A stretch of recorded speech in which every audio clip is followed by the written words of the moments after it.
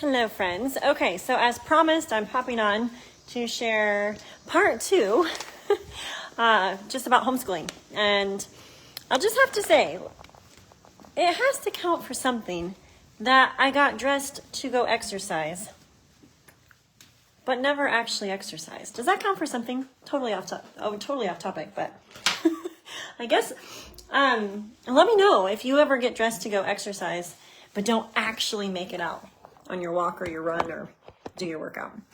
Anyways, I say it counts for something, for sure. Okay, so let's talk preschool.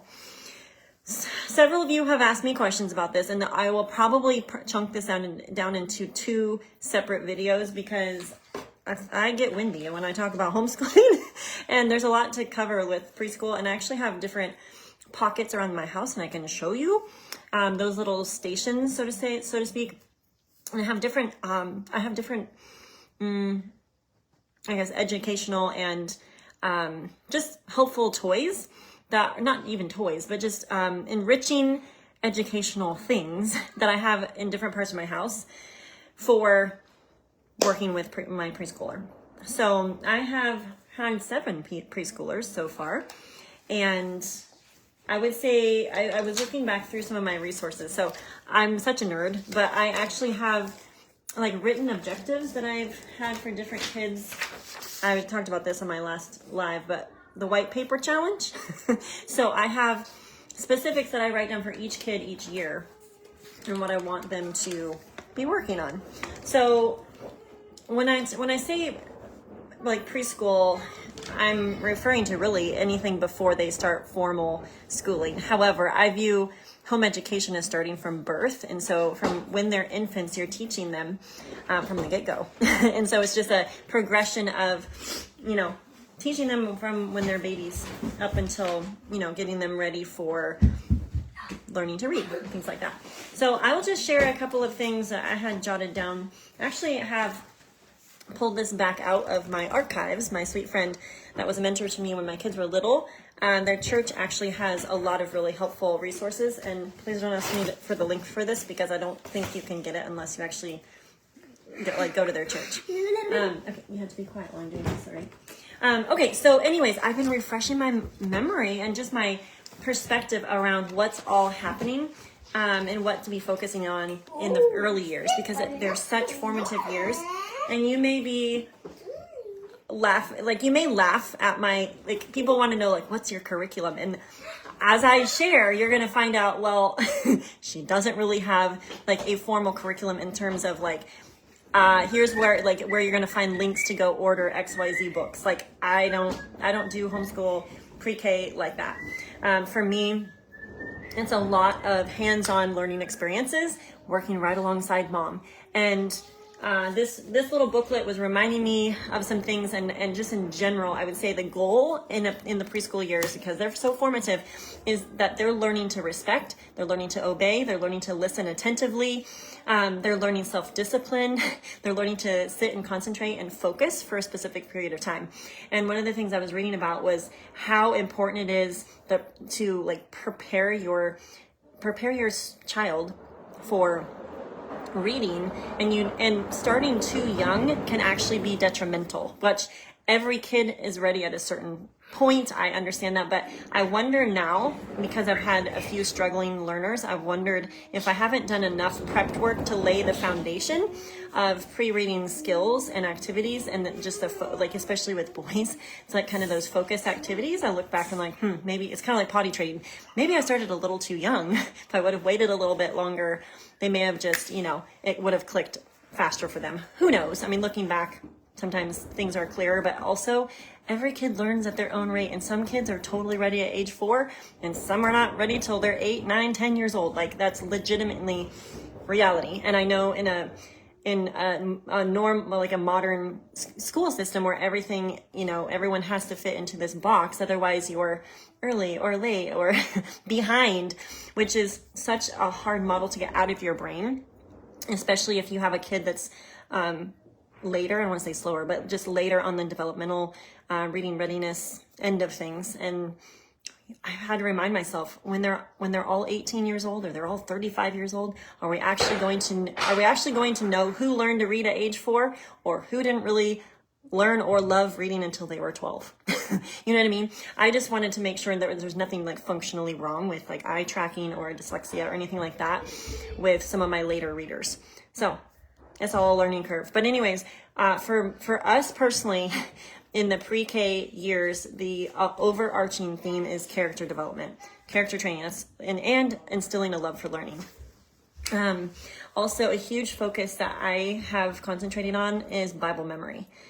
It even helped our kids learning to speak. We had some delayed talkers, and we just used a simple ABC Bible verse book, and Justin would practice with the kids.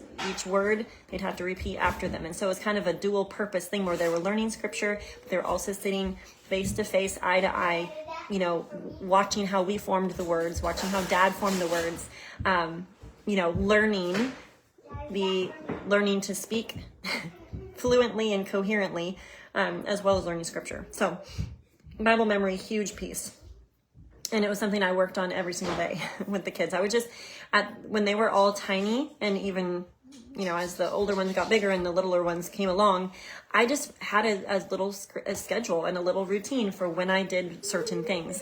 And incorporating Bible memory is actually not a hard thing to initiate, because you have certain anchor points in your day, like lunchtime, breakfast time, lunchtime, supper time, bedtime. Those are perfect times to incorporate Bible memory.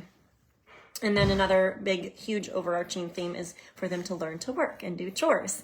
And there's tons of little things that you could Google to get like age appropriate little chores. And if this is not innate to you or something that you've been consistently doing, you might not even realize like some of the chores that you do, you could actually have your 2-year-old start doing with you. You could have your 3-year-old, 4-year-old, 5-year-old, 6-year-old be doing right alongside you, and or just teach them how to do it themselves. And it instills in them a sense of accomplishment. They're learning character skills. I mean, all of my kids at some point, unloading the dishwasher became unfun.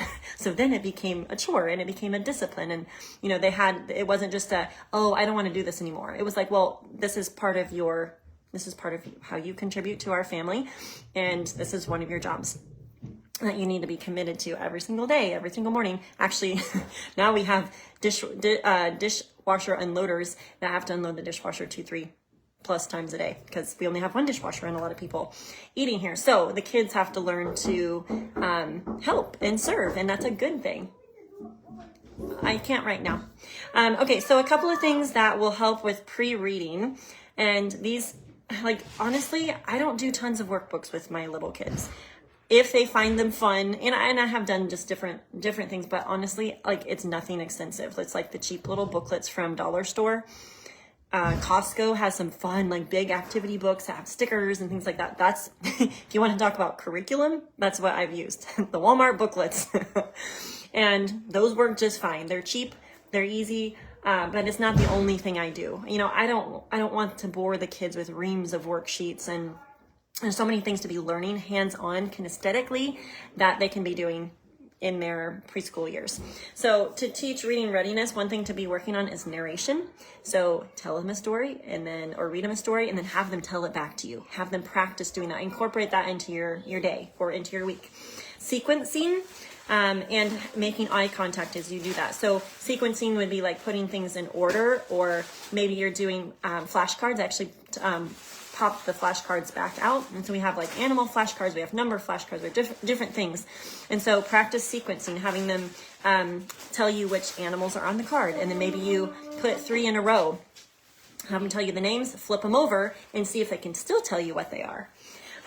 Okay, following directions, make it into a game. We used to play the obey game with the kids, where you give them an instruction and they go do it, right? You can actually give them several things in a row to do if they're a little bit older. So for example, the other day I was doing this with Abigail, which it teaches listening skills, it teaches obedience, it teaches sequencing and just following directions and doing multiple things at the same time. Oh, I like your new jacket. But I said, okay, Abigail, I want you to go run, touch my nightstand, go run, jingle the doorknob, and then go shut my closet door, you go shut the closet door and then run back and give me a high five. So I gave her multiple steps that she had to go do. So she had to listen attentively and then she had to go do it. So anyways, following directions, flashcards, also teaching gross and fine motor skills. These are things that you're going to probably be doing anyways, regardless, like whether you plan to homeschool or not, you're teaching your kids these things, right? So like gross motor skills would be like bike riding, skipping, jumping, things like that, riding a scooter. Fine motor skills would be like cutting and coloring, lacing, tracing, playing Play-Doh. Okay, Mommy's doing this, so I need you to be quiet. Playing Play-Doh, painting, pouring, where you let them go outside with a big bucket of water in different cups and different sizes and things, and like they just pour water. Like it's not anything earth-shattering, but they're learning. They're learning so much as they're doing that.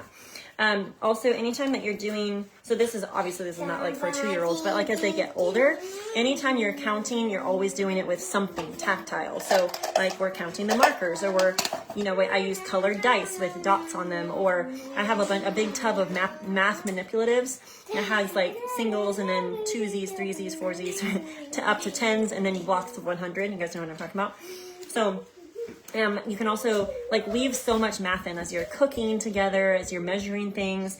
You can be doing like problem solving things in your daily course of life. So maybe you're having grandma and grandpa over for supper. So you're going to teach them like just a real life math problem. Like, hey, Nana and Papa are coming over. So if we already have 9 people in our family and then we have to set 2 more place settings at the table for supper tonight, how many people would that be?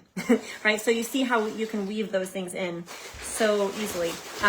Teaching them about time, teaching them about calendars, clocks, like teaching them a sense of that, and then just constantly reviewing. And I'm going to have to stop this and do a part 2 because I have to jump on another video, but I have more things to share that I'll pop on and share because there's so many other things that I love to do. And I'll also show you a few things that just a couple of different stations around my house where we do school, and it's fun, and it's a little bit more formal than, at the kitchen counter or, while we're cooking or outside playing. But there's so much that you are instilling and inputting into your preschoolers that's preparing them for, a more formal education. So anyway, stay tuned for part 2. I gotta run.